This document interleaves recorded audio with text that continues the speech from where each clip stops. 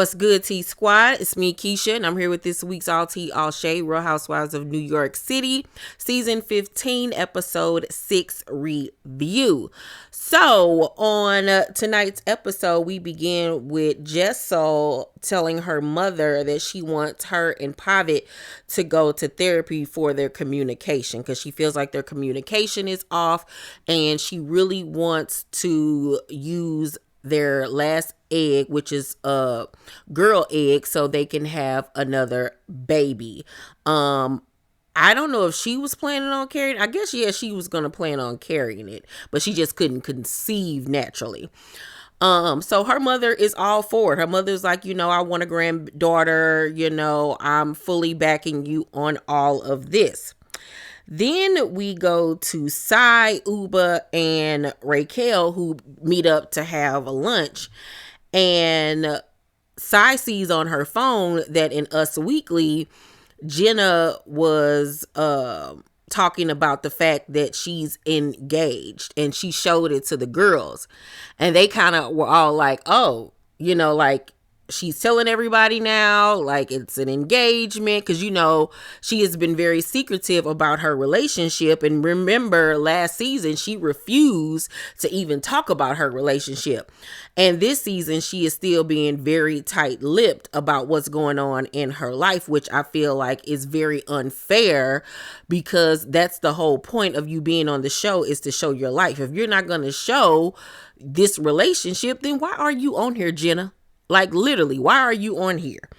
And so Sai kind of made a face like, see?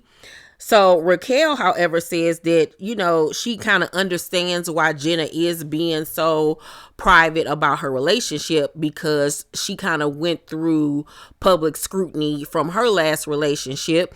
She was in a very high profile relationship with this artist, and they were known, for their relationship. They collaborated, did so much work with each other. And when the public found out that she was with her new woman, Mel, they assumed that she cheated on her previous partner with Mel, which wasn't the truth. And a lot of people turned their backs on Racquel and really didn't want to work with her or have anything to do with her and everything. And so she was like, with this new relationship, she's just been real quiet about it because, there has been a lot of backlash, and the fact that in her last relationship, she was so tied to her ex, it took a toll on her and her career, and she doesn't want to be in that position again where she's tied to someone else. So I got what she was saying, but at the same token, at least you're coming onto the show being open about your situation, whereas Jenna is not. Like, we don't really know much about Jenna. She really don't talk about her mama for real. Her father, we get a little glimpse of her being a mother and a glimpse here about her being a businesswoman. But other than that, we don't really know anything about Jenna Lyons. Nothing at all. We learned that Brynn is working on a new dating app, and, she's looking for investors, which is really dope. She then FaceTimes her brother and tells her brother that Sai and Ubah basically confronted her when they went on the Hamptons trip, and how she has never had people hate her like this. But the brother then responded with, "You've been dealing with these types of issues and people." So I'm like, you just said you've never dealt with this, but your brother is saying you've been dealing with situations like this. So it's given very much that this is something that follows you around when it comes to relationships with women, and I just don't like the fact that with Brynn, she plays the victim and likes to stir the pot, say little snide remarks, or start stuff with people, but then likes to run and hide and act like she didn't do anything. And then when somebody check her, it's poor me, what did I do? Y'all just hate me and y'all just mean to me. And it's just like, girl, that's not what happened. And I hate to see when people go back and tell a story to somebody and they don't tell the whole truth. They only tell the portion that makes them look good or make them look like they're the innocent party or the victim. And that's exactly what Brynn did in that phone conversation with her brother. But like your brother said, you've been dealing with these types of issues and people. And when he said issues and people, y'all, it made me feel like he censored himself, but it made me feel like if he wasn't censoring himself, that comment basically meant like you've been dealing with people that are like jealous of you or, you know, something to that effect. And I'm like, child, I hope that ain't where he was going with the conversation, because that could be further from the truth. Jessel and Pavit go out to dinner with one another while her mom is at home watching the boys. And she tells Pavit that, you know, she talked to their IVF coach about using their last egg. And he immediately cuts her off and says, there's no baby. Like, there's no point of us having a conversation because there is no baby. We're not doing it. And he just completely shut her down. And I didn't feel like that was fair for it just to be no, because he said no. You know what I'm saying? She has a choice in this matter. So her feelings was really hurt. She seemed like she was very saddened by his response. And as she's continuously trying to talk to him about this and tell him how she feels, Pavit is too busy focusing on the food and taking pictures for the gram and everything. And he was just being so rude and dismissive of her. And it made me feel bad for Jessel because, you know, last year we felt like Jessel was being mean and bitchy towards him and like, you know, being bratty. But this season I'm starting to see that Pavit is a person where it's his way, no way. And when he say no, that's what it is. And when he's not interested in a conversation or a topic, he basically could give a shit about how you feel. And I didn't like that about him.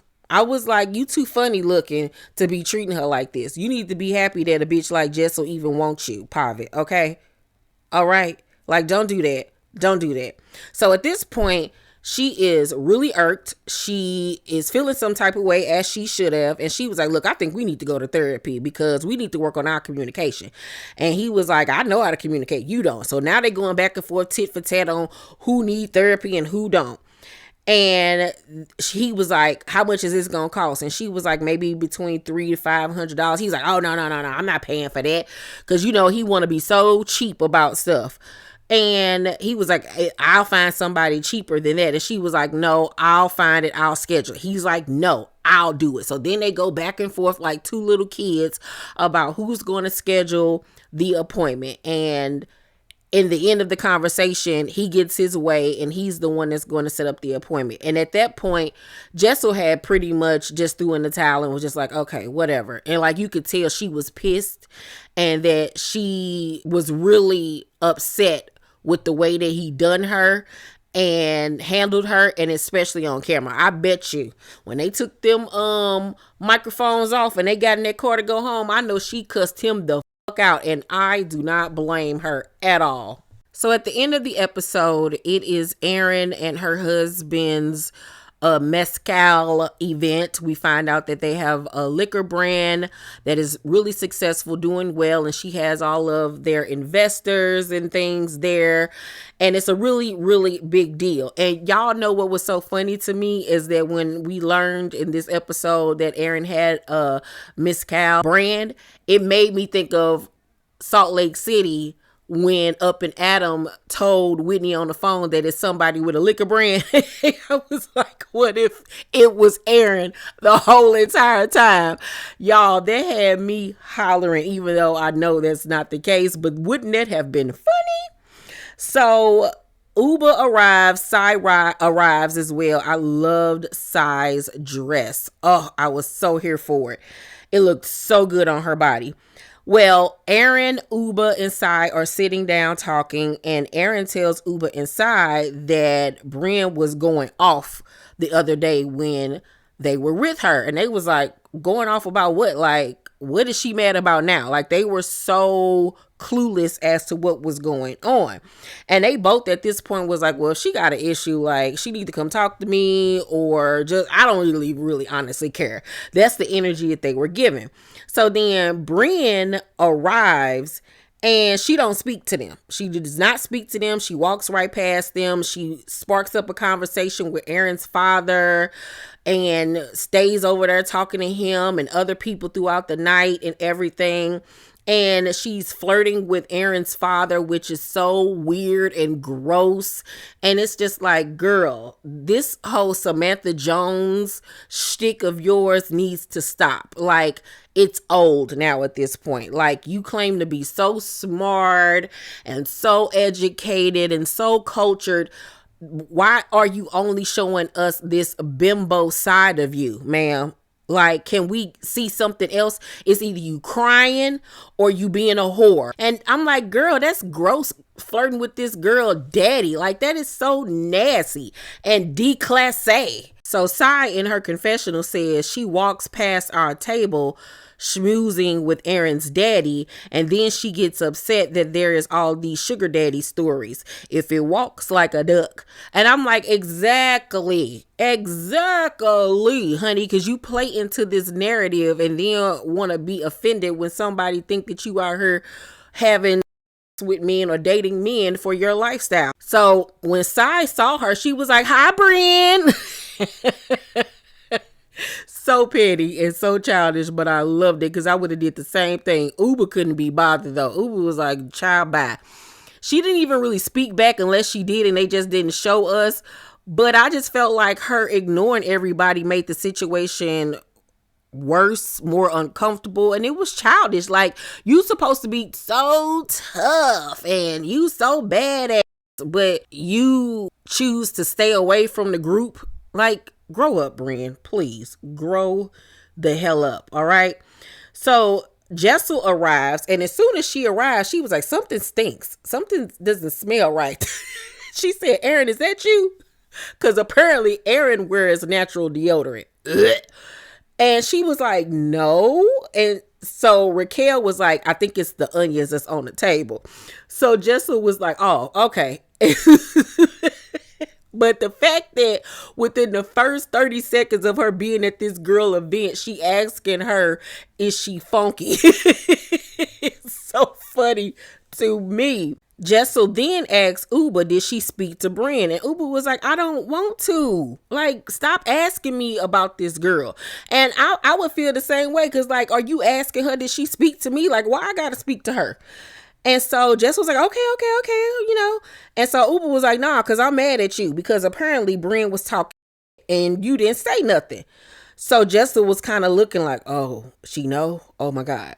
So Brynn then decides to join the table. You cannot tell me that producers didn't tell her to go over there and finally sit down with the ladies and talk this thing out. But see, this is why I Ubah, because as soon as Brynn sat down, she confronted her about the fact that she was talking crap about her inside when she was around Jessel and Erin. And so here go Brynn with this dumb look on her face because she didn't got caught red-handed. But at this point, she didn't know exactly what they had ran back and told Ubah. So Erin quickly was like, I mean, it's not that deep. It's not that deep. And Jessel co-signed it. And I was like, it was that deep. She sat up there and said that Sai was a miserable human being. She sat there and mocked Ubah's accent. Like, she was talking cash-ish about these ladies. And then y'all gonna try to downplay it once Ubah was on 10 and was about to check her. And that's why I'm like, Erin and Jessel, y'all be on that fake stuff. Y'all want to spark flames, but then when it get hot, then y'all want to be like, what? It wasn't that thing. Oh my God, Ubah's acting crazy. She's so mean. Nah, y'all be acting fake, okay? So since everybody acting like they got amnesia, Ubah picks up the bottle of water off the table and drinks it. And Jessel was like, oh my God, is she drinking out the bottle? She was like, there are cups here. And Ubah says, you use a glass because you're a basic and I'm not. I was like, what? Was that a lot? Yeah, it was a lot because that bottle of water was for the table. It wasn't for her own personal use. But I really wasn't even really mad at the fact that she called Jessel a basic, because she explained her reasoning in her confessional where she says, "You are not my mom. You don't tell me what to do, you basic bitch. Because if you're not a basic, you would come and tell your friends when someone is talking behind their back." And I was like, period. Because at that point, Ubah peeping game that y'all on some fake shit and she ain't had time for that. So yeah, you a basic bitch, okay? So here go Jessel. "Oh my God, Ubah, why would you say that? I'm far from basic." Then Erin brings up how as soon as Jessel got there, she accused her of smelling and stinking or whatever. And Jessel was like, "Well, sometimes you do be stinking." So like Erin be walking around funky, child, gross, okay? So at this point, they all make a pact that they're going to move forward. Rebecca Minkoff ends up having to leave early because she has an accessory award show that she has to go to. And here go Brynn acting shady and always got something to say. She gonna say, "I didn't know Nordstrom Rack gave out awards." And I'm like, stop being a motherfucking hater and saying a bunch of slick about this lady that ain't never did to you. At least she got a business. At least she's been in business for, as far as I know, over 20 years. What have you done, Brynn? You sitting up here trying to get to where she at. Stop being a damn hater. Like, this is why people don't like you. Because you do mean girl stuff. And then when somebody confronts you, "Oh, it was just a joke. Calm down." No, girl, you need to stop playing with people. And then at the end of the episode, we learn that Erin's business partner is her ex that she done boned back in the day. And he looked like a foot. He looked like a fruit roll up. He looked like a thumb. He reminded me of old boy from this last season of Love is Blind that was with the black girl, and she found out that he was texting other women, nasty talk or whatever. Yeah, he looked like him. And I was like, ew, Erin. Ugh, I guess. But this week's episode of Roni was alright. It was cool for what it was. I'm gonna give it a C+. Hopefully next week's episode picks up. Seems like there's gonna be a rumor going around about somebody getting pregnant by a man child, and it's given that it's Racquel. That's who I'm thinking that they're talking about, is Racquel. I don't know how true, but that's what it's given. So we gonna find out on next week's episode. All right, y'all let me know what y'all thought about this week's episode down below in the comment section. Please make sure to thumbs up this video, subscribe to my channel, and turn on your post notifications so you know when my videos drop. I love you guys, and I'll see you on the next one. Bye.